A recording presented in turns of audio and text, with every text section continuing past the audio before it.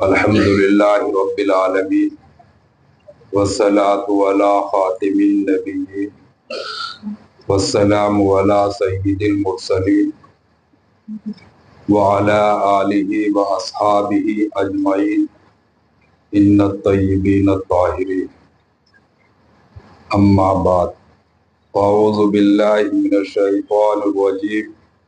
بسم اللہ الرحمن الرحیم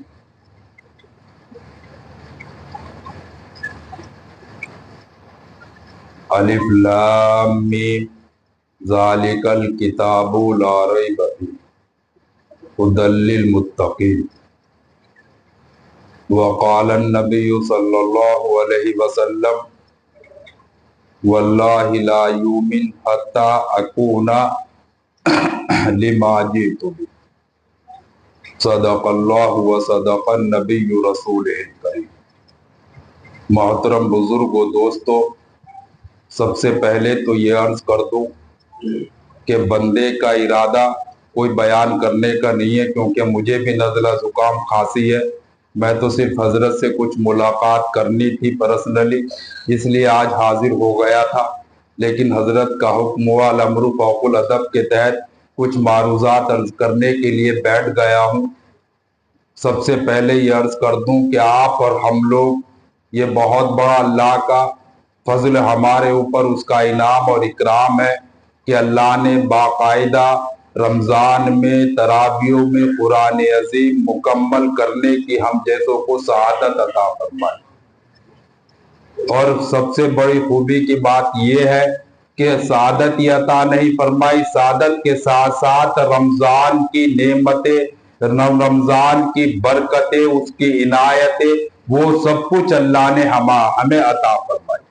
اس رمضان میں یقین مانیے گا کہ غریب سے غریب کو، غریب تر کو بھی اللہ وہ نعمتیں، وہ عنایتیں نواز دیتا ہے جس کا تصور مشکل ہوتا ہے۔ آج کے مہنگائی کے دور میں غیر رمضان میں، رمضان کے علاوہ میں دنیا کی تمام ضروریات کو، بلکہ اپنی ضروریات کو پورا کرنا بہت مشکل امر ہوتا ہے۔ لیکن اسی رمضان میں چاہے بندے کی انکم ہو یا نہ ہو، چاہے بندے کی آمدنی اتنی ہو یا نہ ہو، لیکن اللہ غیر سے، اللہ کس طریقے سے غریب تر کو اس کی نعمتیں عطا فرماتا ہے۔ اور آپ لوگ پھل فروٹ والے بھی ہیں اور بھی دیگر کام کرنے والے لوگ ہیں، آپ دیکھتے بھی ہوں گے کہ جو چیز رمضان کے علاوہ میں سستی ہوتی ہے، جیسے ہی رمضان آتا ہے وہ چیز آٹومیٹک مہنگی ہو جاتی ہے۔ لیکن اس کے بعد بھی اللہ اپنی نعمتیں کم نہیں کرتا، اپنی نعمتیں اتنی کرتا ہے کہ غریب سے غریب تک، جس کو سال 6 مہینے میں بھی وہ نعمتیں نہیں مل پاتی، اللہ اس کو رمضان میں عطا فرماتا ہے۔ اس سے پتا چلتا ہے کہ وَإِن تَعُدُّوا نِعْمَتَ اللَّهِ لَا تُحْصُوهَا، کہ اگر اللہ کی نعمتوں کو تم شمار کرنا چاہو، تم گننا چاہو تو گن نہیں پاؤ گے۔ اور اس کا نظارہ یہ ہے کہ جہاں نعمتوں کو حاصل کرنا ناممکن سا ہو جائے، جہاں نعمتوں کو فراوانی مشکل ہو جائے، وہاں پر اللہ آسانی سے، سہولت کے ساتھ میں اللہ جو ہے یہ ساری کی ساری نعمتیں دیتا ہے۔ اور اس رمضان کے معنی بھی اسی طریقے کے آتے ہیں کہ زیادہ نہیں، لمبی بات ہو جائے گی، زیادہ اس میں جاؤں گا۔ بہرحال بتا دوں کہ رمضان کے خود معنی مٹانے کے، جلانے کے، ختم کرنے کے آتے۔ یہ رمضان اللہ نے یہ مہینہ ہم لوگوں کو عنایت فرمایا، اس کی وجہ جانتے ہو؟ رمضان کے روزے تو اور دیگر امتوں پر بھی، آدم سے لے کے عیسیٰ تک کوئی نبی کی امت، کوئی نبی ایسا نہیں گزرا جس نبی پر اللہ نے روزوں کی فرضیت نہ کی ہو۔ بس فرق اتنا سا ہے کہ کسی نبی پر 10 روزے، کسی پر 4، کسی پر 15، کسی پر 40، اس طریقے کے رہے۔ لیکن ایک یہ رمضان اور اس کے روزوں کی یہ فضیلت ہے کہ اور کے لیے الگ الگ شرائط تھی۔ کسی میں یہ شرائط تھی کہ اگر جب تک جاگ رہے ہو روزہ رہے گا، جیسے ہی سو گئے روزہ ختم۔ اور کچھ میں یہ تھا کہ سورج غروب ہونے کے بعد افطار ہوگی، اور افطار کے بعد ہی اگر چرپائے پہ لیٹ گئے تو پھر روزہ شروع۔ لیکن اس امت میں اللہ نے کیا انعام فرمایا؟ اس امت میں اللہ نے یہ انعام فرمایا کہ غروب سے لے کے صبح صادق تک تو خوب کلو وشربو کرتا رہے، صبح غروب سے لے کر کے شام غروب آفتاب یعنی سورج کے غروب ہونے سے لے کر کے صبح صادق تک خوب کھاتا پیتا رہے، اور تیرے روزے کا کوئی مسئلہ نہیں، روزہ صبح صادق سے لے کے غروب تک ہوگا۔ اور اس میں بھی کتنی عنایت فرمائی، وہ فضیلت پچھلی امتوں کو نہیں دی۔ کون سی فضیلت؟ کہ سحری میں بیٹھ کر دعا کرے گا تو اللہ فرما رہا ہے یہ وقت بہت قیمتی، افطار کے وقت دعا کرے گا اللہ فرما رہا ہے یہ وقت بہت قیمتی، تیری زبان سے نکلا ہوا ایک ایک لفظ میں قبول فرماؤں گا، میں قبول کروں گا، تیرے منہ سے نکلی ہوئی ہر بات کو میں قبول کروں گا، بشرطی کہ تیرے اندر خلوص ہو، بشرطی کہ تیرے اندر وہ دل ہو جس دل کی مجھے ضرورت ہو، وہ یقین ہو جس یقین کی مجھے ضرورت ہو۔ اور سب سے بڑی چیز اس رمضان میں فضیلت آپ نے پڑھ کی ہوگی کہ نوافل کا ثواب بھی کئی گنا کر دیتا ہے، بلکہ فرضوں کا ثواب کئی گنا کر دیتا ہے اور نوافل کو فرض کے برابر کر دیتا ہے۔ میں ایک چھوٹا سا نقطہ آپ کو بتا دوں، جو نقطہ میں بتانے جا رہا ہوں کہ پچھلی امتوں کی عمریں بہت زیادہ ہوا کرتی تھی، پچھلی امتوں کی عیسیٰ سے لے کے آدم تک کے تمام انبیاء کی عمریں بہت زیادہ ہوئی ہے، بہت زیادہ عمریں ہوئی ہے، کسی کی 300 سال، کسی کی 400 سال، کسی کی 600 سال، کسی کی 1200 سال۔ اب اندازہ لگاؤ کہ 1200 سال میں اگر 1200 ایک دن میں اگر 12 بھی نیکی حاصل کری جائے تو 12 سال میں کتنی نیکیاں بیٹھ جائیں گے؟ ذرا قریب ہو جاؤ، بھی تو جنگا ہے بھائی، آ جاؤ آگے ہو جاؤ۔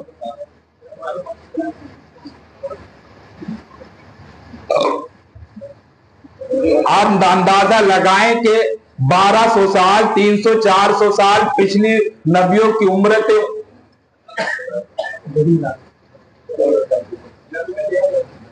پچھلی امتوں کی عمریں اتنی ہوئی ہے، لیکن ان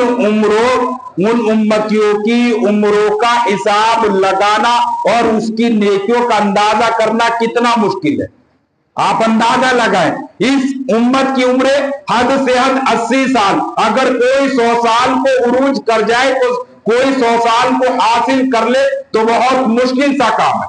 کوئی 100 سال کی عمر کو پالے تو بہت مشکل سا کام ہے۔ لیکن پچھلی امتوں کو اللہ نے کسی کو 200 سال، کسی کو 300 سال، کسی کو 400 500 600 700 سال تک، یہاں تک کہ حضرت نوح کو 1200 سال کا بھی ذکر آیا کہ 1200 سال کی عمر عطا فرمائی۔ یہ تو نبیوں کی عمریں اتنی ہو گئی، اور وہ اپنی زندگی میں اگر نیکی کے کام کریں گے تو لازمی بات ہے کہ اس امت جس کی عمریں 100 سال کے اندر ہی اندر ختم ہو جاتی ہے، یہ امت کبھی بھی نیکی میں اس کے برابر نہیں ہو سکتی،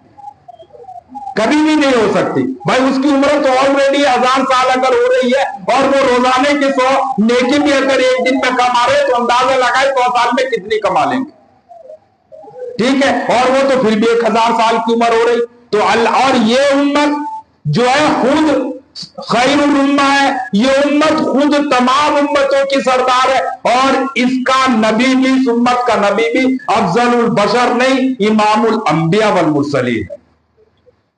تو اس نبی پہ، اس امت پر اللہ نے کتنا بڑا انعام کرا کہ اس کو رمضان ہو، اس کو سال میں ایک مہینہ وہ عطا فرما دیا کہ اس کی نیکی اللہ اس مہینے میں ڈبل کر دیتا ہے، تاکہ پچھلی امتوں کے برابر نیکیوں کا حساب ہو جائے۔ یہ اللہ کا انعام نہیں تو اور کیا؟ میں ایک عقلی بات بتا رہا ہوں، قیاسی بات، میں کوئی زیادہ بھی تفاصیر میں نہیں گھس رہا ہوں، کیونکہ اتنا مجھے حضرت نے حکم بھی نہیں دیا ہے، ٹھیک ہے؟ لیکن عقلی بات آپ اندازہ لگا لیں کہ خود قرآن عظیم میں اللہ نے فرمایا کہ رمضان کا تعلق قرآن سے، اور قرآن کا تعلق رمضان سے، اور اس رمضان میں تعلق کے علاوہ بھی اللہ نے زکوٰۃ دو گے تو اس کا بھی کئی گنا، اگر ایک رکعت نفل بھی پڑھنے کھڑے ہو جاؤ گے تو اس کا بھی ثواب کئی گنا کر دیا، یا نہیں؟ اور اگر کوئی اور نیکی کا کام کرو گے، کوئی اور اجر والا کام کرو گے، ثواب کا کام کرو گے تو اللہ نے اس پہ بے شمار نیکیوں کا وہ کر دیا۔ یہاں تک کہ روایات مختلف ملیں گی، کسی میں 70 کا بھی ذکر ہے، کسی میں 100 کا بھی ہے، 100 سے زائد کا بھی ہے، بہت سارا، بہرحال ڈبل ٹبل کا بھی ہے۔ یہ اس طریقے سے مختلف روایات مفہوم ہے کہ ایک نیکی کی 70 نیکیاں مل رہی ہے، تو رمضان میں یہ سب کچھ دے رہا ہے اللہ، یہ انعام نہیں تو اور کیا ہے کہ پچھلی امت نیکیوں میں پچھلی امتوں کی برابر اس امت کا بھی اجر ہو جائے۔ اور پھر سال میں آخر میں آ کر کے آخری عشرے میں اللہ نے اس امت کو لیلۃ القدر بھی عطا فرما دی، لیلۃ القدر بھی عطا فرما دی، کہ جس میں کو خود فرمایا کہ خیر من الف شہر،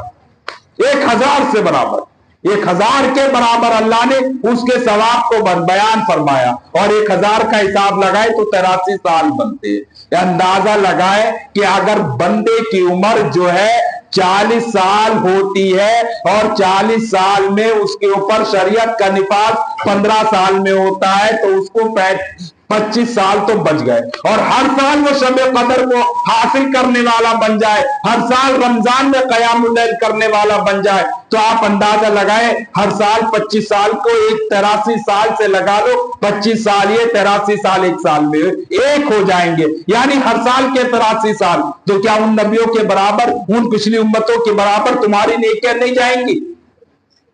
چند منٹوں میں اللہ نے مہینوں کا، سالوں کا اجر طے کر دیا، چند منٹوں میں۔ اس سے بڑا اور انعام، اس سے بڑا اور کیا اکرام ہوگا؟ آپ اندازہ لگائیں۔ میں نے ابھی پڑھی تھی کہ الف لام میم، الف لام میم ذالک الکتاب لا ریب، اللہ بیان فرما رہا یہ کتاب، اس کو کتاب بھی فرما دیا کیونکہ لکھی ہوئی ہے۔ اس کے لکھنے کی میں ایک چھوٹی سی فضیلت بتا دوں کہ روایت میں آتا المعجم الکبیر روایت کے اندر آپ دیکھ لیجئے گا، بخاری کے اندر بھی یہ روایت مل جائے گی دوسرے طرق کے ساتھ میں، جس کے اندر ہے کہ اللہ نے جب اس قرآن عظیم کو اتارا تھا تو اتنے موٹے حروف میں اتارا تھا کہ ایک حروف کوہ قاف کے برابر تھا،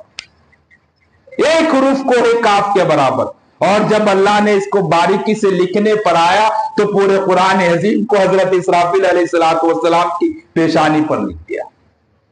باریکی میں اتنا حد کر دی کہ وہاں لکھ دیا، تو اس کو کتاب بھی کہا جاتا، اور کلام تو اللہ کا ہے ہی ہے۔ کیوں کلام ہے؟ کیونکہ خود کلام پاک کو اللہ نے اپنی زبان مبارک سے نازل فرما کر، اپنی زبان مبارک سے تکلم فرما کر جبرائیل کو دیا،